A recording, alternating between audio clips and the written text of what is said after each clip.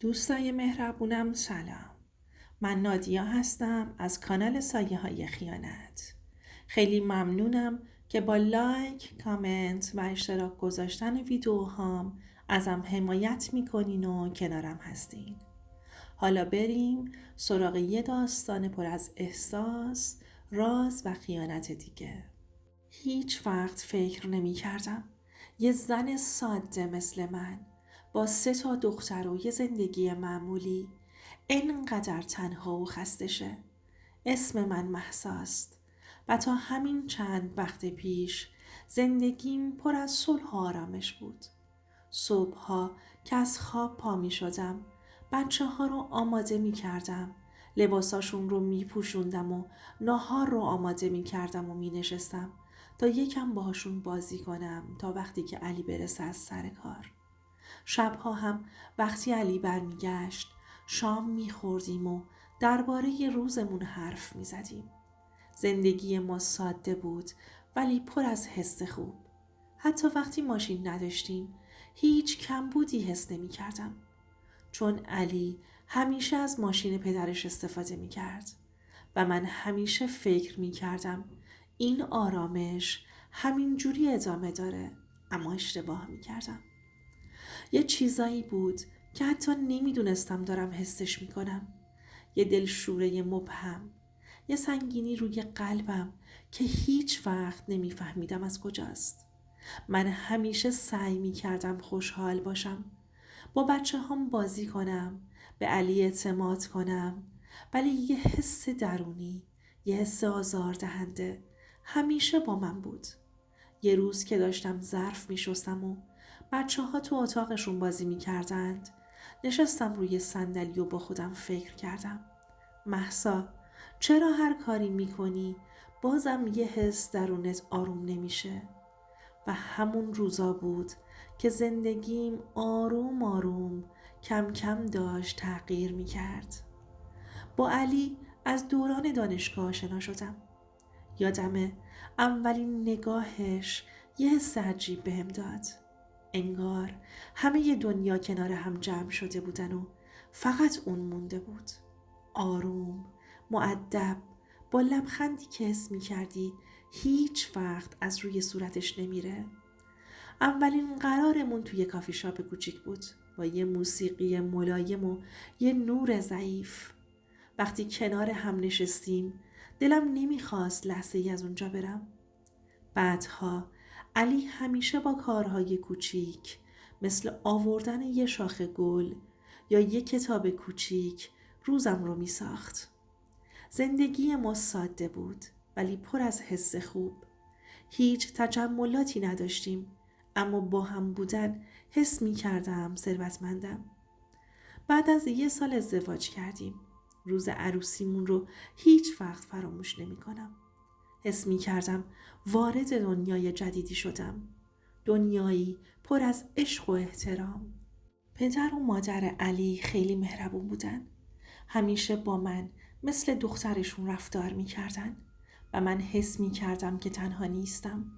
زندگی ما با عشق و احترام پیش می رفت. علی کار می کرد و منم خونه و بچه ها رو مدیریت می کردم. ما 3 دختر داشتیم و هر روز با بازی و خندشون پر می شد. اما یه روز همه چیز یه جور دیگه شروع شد. علی سر کار یه دعوای ساده داشت ولی کارفرما اونقدر بزرگش کرد که بهش گفتند باید بره بیرون. اون روز حس کردم دنیا روی سرم خراب شده. علی با نگاه غمگین گفت مهسا جان، امروز منو از کارم بیرون کردن. قلبم شکست. نمیدونستم چی باید بگم. چند روز گذشت و علی با آرامش بهم گفت مهسا، یه راه پیدا کردم. یه کاری کنم دوباره روی پای خودم وایستم. پرسیدم چی؟ گفت فکر کردم اگه ماشین بخرم، مسافر کشی کنم، خودم پول در میارم و منت کارفرما رو هم نمیکشم. اون روز بود که یادم اومد تمام 100 گرم طلایی که طی سالها جمع کرده بودم تو صندوق بود. هیچ وقت نفروخته بودم. اما وقتی دیدم علی میخواد برای زنده موندن ما کاری کنه بدون اینکه منت کسی رو بکشه. نشستم و با دست لرزون طلاهام رو فروختم و اون یه پژو خرید و من حس کردم یه بخشی از خودم رو دارم میدم. آخه خیلی طلاهام رو دوست داشتم، ولی برای بچه ها و زندگی این کار لازم بود. هفته ها گذشت و زندگی دوباره روی روال افتاد. اما یه حس سنگین روی قلبم بود. یه ترس مبهم که هر روز باهاش زندگی می کردم. حتی وقتی بچه ها خندون بودن و علی کنارشون بود. یه روز وقتی بچه ها خواب بودن و خونه ساکت بود، حس کردم یه چیز عجیب تو دلمه. نمیدونم چرا، ولی یه دلشوره عجیبی داشتم. با دست لرزون گوشی علی رو برداشتم. منظور خاصی از این کار نداشتم، ولی وقتی صفحه گوشی باز شد قلبم یخ زد. یه پیام بود، یه پیام عاشقانه از یه شماره‌ای که اسمش معصومه بود. اولش نفهمیدم، فکر کردم شاید اشتباه باشه یا یه مسافر معمولی چیزی فرستاده باشه. ولی وقتی جلوتر رفتم پیام ها بیشتر و بیشتر شدن. هرچی پیام ها جلوتر می رفت احساس می کردم قلبم داره خورد میشه. با خودم فکر کردم مهسا داری چی می بینی؟ شاید اشتباهه، شاید یه مسافر بوده. ولی اون لحظه دیگه نمیتونستم خودم رو گول بزنم. صدای بچه ها توی خواب نمیذاشت گریه کنم، ولی دلم میخواست فریاد بکشم، زمین و زمان رو نفرین کنم. وقتی علی اومد خونه یه نگاه بهش کردم که خودش متوجه شد چیزی شده. پرسیدم این کی علی؟ چرا انقدر بهت پیام داده؟ اولش انکار کرد، بعد گفت مهسا هیچی نبوده، فقط یه مسافر معمولی بود، با یه نگاه عاشقم شده و پیام داده. ولی هر چی بود دیگه تموم شده. قلبم هیچ وقت نتونست این مسئله رو قبول کنه. هر شب که بچه ها خواب بودن و من تنها می شدم ذهنم با اون پیام ها بازی می کرد. با خودم فکر می کردم آیا علی واقعا عاشق اون بوده یا فقط یه هوس گذرا بوده؟ آیا اعتمادم بهش از دست رفته؟ چند هفته گذشت و علی می گفت که تموم شده، ولی هیچ اطمینانی بهش نداشتم. چون شمارش رو ذخیره کرده بودم تو پیشنهادات اینستاگرام برام بالا می اومد. هر وقت معصومه رو تو پیشنهادهای اینستاگرام می دیدم دلم می خواست گریه کنم، فریاد بزنم. نمیدونستم با اون حس چه کنم. حتی یه بار پیج فیک درست کردم که ببینم کیه، ولی هیچ جوابی نگرفتم. زندگی ما ادامه داشت، اما هر روز قلبم مثل آتیش میسوخت. وقتی علی دیر میکرد دستم به گوشی میرفت تا ببینم کجاست. وقتی بیرون میرفت میترسیدم بره پیش اون دختره. حتی وقتی مسافر میبرد حس میکردم قلبم داره از جا کنده میشه.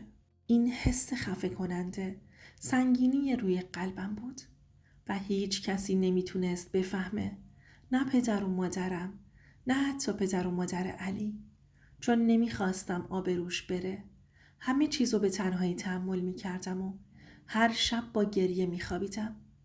روزها گذشت و من با هر لحظه‌ای که میگذشت بیشتر حس میکردم دارم از هم میپاشم. بچه‌ها که تو خونه بازی میکردن و میخندیدن حس میکردم یه قسمت از قلبم داره خالی میشه. با خودم میگفتم مهسا باید قوی باشی برای بچه‌ها.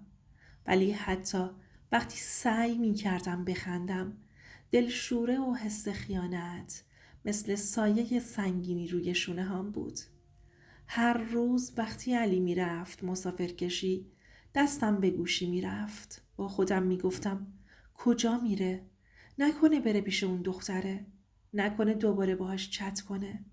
حتی وقتی اون میگفت تموم شده نمیتونستم اعتماد کنم. قلبم میسوخت و ذهنم پر از سوال بود. یه روز که بچه ها دوباره خواب بودن نشستم جلوی پنجره و به شهر نگاه کردم. خیابونها شلوغ بودن. آدمها با عجله می رفتن. ولی من حس می کردم هیچ راهی برای فرار از این درد ندارم. با خودم گفتم چرا باید همچین زندگی داشته باشم؟ چرا باید همه چیزم، اعتمادم، قلبم به بازی گرفته بشه؟ بعد از اون روز شروع کردم با خودم صحبت کردن. هر شب با خودم درد و دل می کردم. مهسا، موندی فقط برای بچه ها، ولی از ته قلبم می خواستم و می خوام که برم. زندگی بدون اعتماد، بدون آرامش، ارزشش رو نداره. با اینکه پدر و مادر علی و پدر و مادرم خیلی خوب بودن و هیچ وقت کمکی ازمون نمیخواستند، من نمیخواستم آب روش بره. هرچی هم که طلا داشتم فروخته بودم برای ماشین. حتی به کسی هم نگفته بودم، چون نمیخواستم شرمندگی روی شونه کسی بندازم. اما این سکوت و فداکاری قلبم رو نابود کرده بود. یه شب که علی دیر کرد و من تنها بودم، اشک هام روی گونه هام جاری شد و با خودم گفتم مهسا، تا کی باید بسوزم؟ تا کی باید زندگی کنم با کسی که قلبش با من نیست؟ و همون شب بود که تصمیم گرفتم یه کاری کنم، ولی هنوز نمیدونم چه کاری. فقط میدونستم یه چیزی باید تغییر کنه، وگرنه همین حس خفه کننده هر روز برام بیشتر میشه و باید راهش رو پیدا کنم. دلم میخواد شما هم کمکم کنید و راهی بهم پیشنهاد بدید تا از این آشفتگی خلاص شم. حالا که تا اینجا با من بودی، میخوام ازت یه سوال بپرسم. اگه جای من بودی، میموندی برای بچه ها و سعی میکردی زندگی رو تحمل کنی؟ یا از ته قلبت میرفتی تا دوباره اعتماد و آرامش رو پیدا کنی؟ نظر تو چیه؟ تو کامنت ها به هم بگو و داستان منو با دوستات هم به اشتراک بذار. شاید زندگی من شبیه زندگی خودشون باشه. دوستای عزیزم، اینم از داستان امشب. بعضی خیانت ها فقط یه اشتباه نیستن بچه ها. یه زخم عمیقن که تا آخر عمر میمونن. اگه از این داستان خوشت اومد، با لایک و کامنت هاتون حمایتم کنین تا داستانهای بیشتری رو براتون بگم. من نادیا هستم و اینجا کانال سایه های خیانته.